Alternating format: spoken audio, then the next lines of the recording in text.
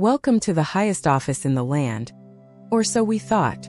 Behind every great president, there's been a vice president who's often gotten lost in the shadows. But what about when the VP isn't just a mere afterthought? What about when they're so bad, they make you wonder how they ever got there in the first place? In this video, we're counting down the 8 worst vice presidents in American history.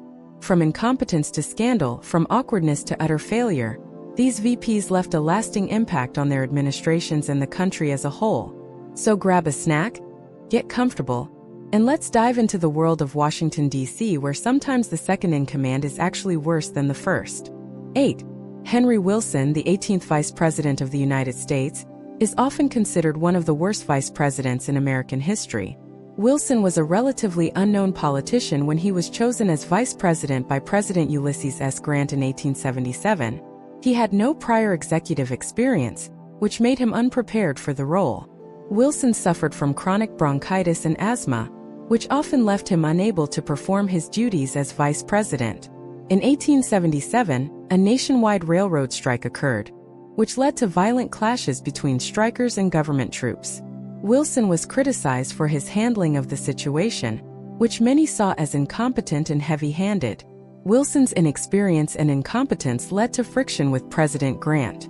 Wilson supported civil service reform, which was opposed by many politicians and government officials at the time. 7. Spiro Agnew, the 39th Vice President of the United States. Agnew was accused of using his position to benefit his family members and friends, including his brother-in-law, who was awarded a contract to renovate the vice president's residence. In 1971, Agnew was charged with tax evasion for allegedly hiding income from his business dealings while he was a mayor of Baltimore.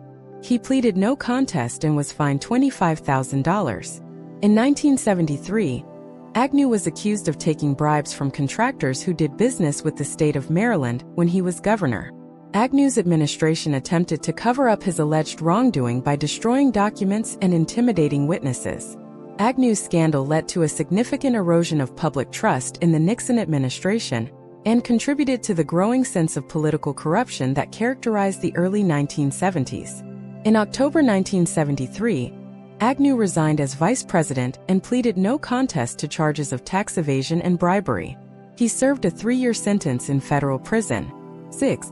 Dan Quayle, the 44th Vice President of the United States, is often criticized for his perceived incompetence, gaffes, and controversial statements. Quayle had limited political experience before becoming vice president, and his lack of knowledge on various issues was often evident. He was criticized for not being well-versed in foreign policy, science, and technology. Quayle's relationship with President George H.W. Bush was strained at times, particularly over issues like foreign policy and the nomination of Supreme Court justices. Quayle was criticized for his involvement in a controversy surrounding a report on teen pregnancy and AIDS, which was seen as insensitive and alarmist. While Quayle's critics often exaggerated his mistakes and gaffes, his perceived incompetence and lack of gravitas did contribute to a perception that he was not an effective vice president. 5.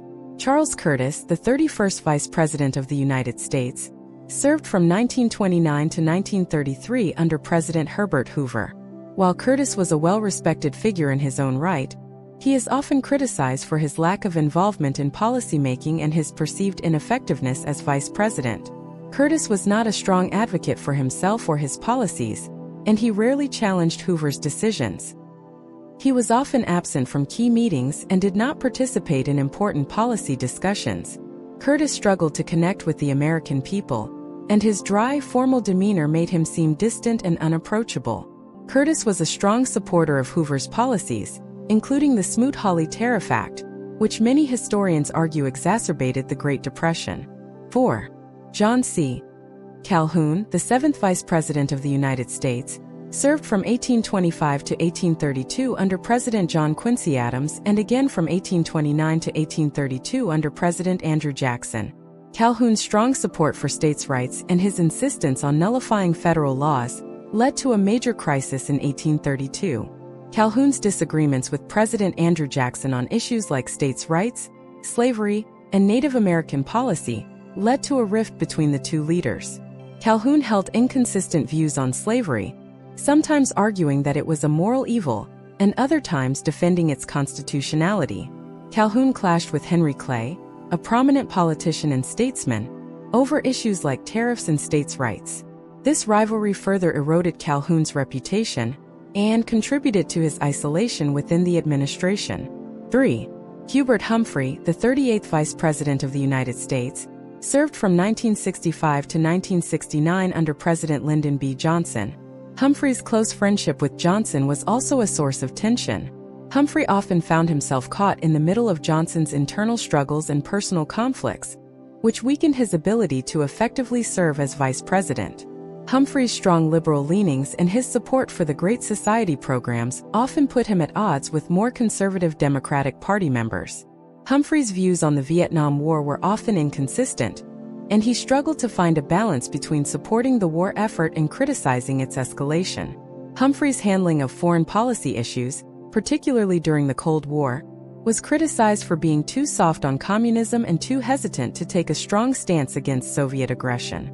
Humphrey's economic policies, including his support for tax cuts and increased government spending, were criticized for being too inflationary and contributing to the 1970 recession.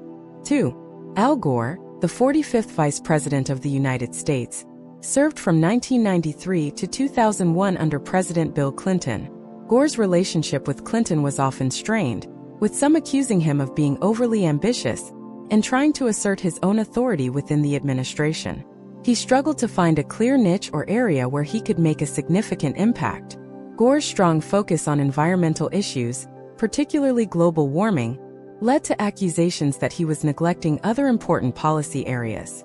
Gore's campaign for president in 2000 was marked by controversy, including allegations of voter suppression and irregularities in Florida. Some argue that Gore's influence on policymaking during his time in office was limited, and that he often served more as an idea guy rather than a key player in shaping policy decisions. 1. Thomas Jefferson, the 3rd Vice President of the United States, served from 1797 to 1801 under President John Adams. Jefferson's relationship with Adams was often strained, and the two men had fundamentally different views on politics and governance. Jefferson did not provide strong support to Adams during his presidency, particularly during his re-election campaign in 1800. Jefferson resigned as Secretary of State in 1793 to protest Adams' handling of the XYZ affair, a diplomatic crisis with France. This resignation was seen as a betrayal by some and damaged his reputation. Jefferson's role in the Louisiana Purchase, which doubled the size of the United States, has been criticized for being overly secretive and undemocratic. Jefferson's complex and often contradictory views on slavery have been criticized by some. While he owned slaves himself and wrote about their humanity, he also owned slaves and supported their emancipation in theory but not in practice. And there you have it, the 8 worst vice presidents in American history. From incompetence to scandal, these VPs left their mark on American politics. Not always for good. Thanks for watching. Don't forget to like, comment, and subscribe for more content like this.